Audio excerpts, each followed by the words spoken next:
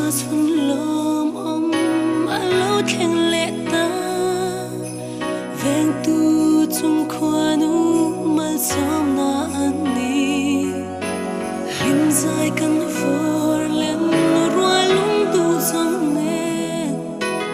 lal pa kan lo me he hun min pe khi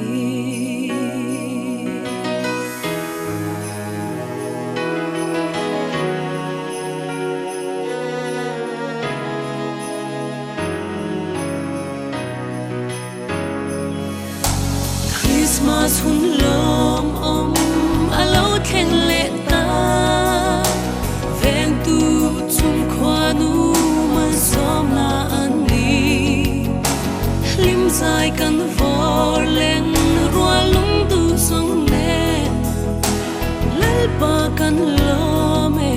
he hun din pe khi Christmas alo khen ta la lâu biểu chu pha khi ni trôi moya Christmas ni rau pui ta cả lâu khen hia lo ma tu sắc na chi bay itan kan la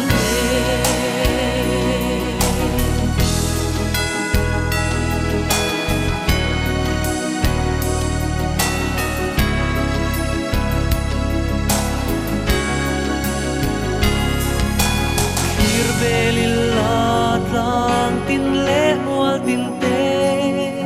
an va moi em lal pa thil siam pin re te o sui lung dung tu sik ni eng no riai ne lal pa kan lo pe me he hun min pe hi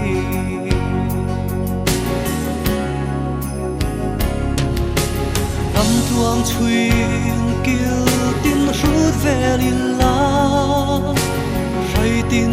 ăn lim la nuôi ba rùa lần vu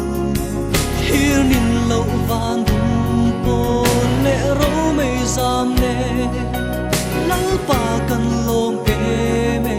he bun min pe khi Christmas alone khen ta đi min rem la la lâu biang chu pha